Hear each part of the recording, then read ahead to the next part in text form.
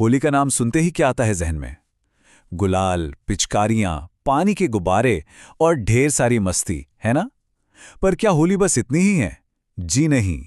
इन चटक रंगों के पीछे छुपी हैं सदियों पुरानी कहानियां, गहरी परंपराएं और कुछ ऐसे राज जो इस त्योहार को और भी ज्यादा खास बना देते हैं। हाँ, इसे रंगों का त्योहार कहते हैं और यही इसकी सबसे बड़ी पहचान भी है। पूरी दुनिया होली को इसी नाम से जानती है। लेकिन ये तो बस एक परत है। इसे वसंत का त्योहार भी कहा जाता है, मतलब सर्दियों की विदाई और बहार के मौसम का स्वागत करने का जश्न। एक ऐसा टाइम जब खुद कुदरत अपने आप को नए रंगों से सजा लेती है। और बात सिर्फ भारत तक ही सीमित नहीं है। हमारे पड़ोस में नेपाल में होली को फागु पूर्णिमा के नाम से मनाते हैं। क्यों? क्योंकि ये फागुन महीने की पूर्णिमा यानी फुल मून पे आता है। पर एक नाम ऐसा भी है जो शायद आपको चौंका दे, ईद-ए-गुलाबी। जी हाँ, मुगल दौर में होली को इस खूबसूरत नाम से भी जाना जाता था। ये नाम अपने आप में एक मिलीजुली संस्कृति की कहानी कहता है। तो सवाल ये है कि इस त्योहार की जड़ें आखिर हैं कहाँ? चलिए थोड़ा और गहराई में उतरते हैं और इसकी बुनियाद में बसी उन दो पौराणिक कथाओं को जानते हैं जो होली का असली मतलब समझाती हैं। देखिए, होली के दो बिल्कुल अलग अलग मिजाज हैं। एक तरफ है बुराई पर अच्छाई की जीत की एक बहुत ही गंभीर कहानी जो प्रहलाद और होलिका से जुड़ी है। तो वहीं दूसरी तरफ है कृष्ण और राधा का चंचल नटखट प्रेम जो इस त्योहार में शरारत और उल्लास का रंग भर देता है। होलिका दहन का जो रिचुअल है वो सीधे सीधे इसी कहानी से निकला है। एक घमंडी राजा हिरण्यकश्यप, उसका बेटा प्रहलाद जो विष्णु का परम भक्त था, और फिर राजा की बहन होलिका जिसे आग में न जलने का वरदान मिला था। प्लान ये था कि होलिका प्रहलाद को गोद में लेकर आग में बैठ जाएगी, लेकिन हुआ उल्टा। प्रहलाद का बाल भी बांका नहीं हुआ और होलिका जलकर राख हो गई। बस हर साल जो अलाव हम जलाते हैं वो इसी जीत का जश्न है।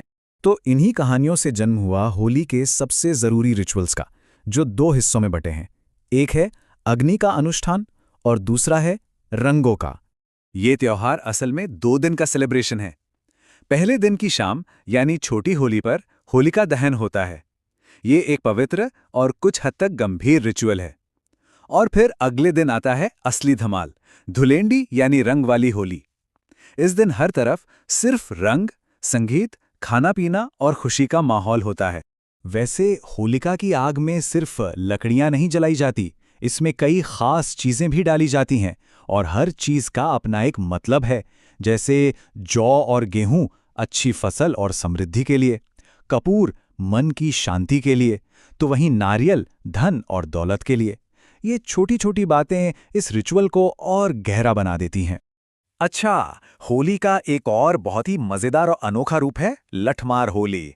बरसाना और नंदगांव में आज भी कृष्ण और राधा की उन नटखट कहानियों को फिर से जिया जाता है। यहाँ औरतें लाठियों से मर्दों पर प्यार से वार करती हैं और ये नज़ारा वाकई देखने लायक होता है। तो पौराणिक कथाओं और रस्मों रिवाजों से अगर हम थोड़ा आगे बढ़ें तो होली के कुछ और भी रंग नजर आते हैं। इसके कुछ ऐसे ऐतिहासिक, वैज्ञानिक और सांस्कृतिक पहलू हैं जो शायद बहुत कम लोग जानते हैं। जरा ये लाइनें सुनिए।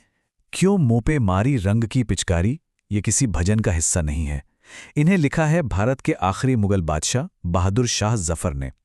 ये पंक्तियां इस बात का सबसे बड़ा सबूत है कि होली कभी किसी एक धर्म की नहीं रही, ये हमेशा से पूरे हिंदुस्तान की रही है। मुगल काल में तो होली को ईद-ए-गुलाबी और आबे-पाशी मतलब रंगीन फूलों की बौछार जैसे नामों से जाना जाता था। कहते हैं कि बादशाह जहांगीर के दरबार में तो बाकायदा महफिलें होली सजती थी। सोचिए, ये त्योहार कितना सबको साथ लेकर चलता था। और एक बहुत ही दिलचस्प बात, इस त्योहार के पीछे एक तरह का पुराना विज्ञान भी छिपा है।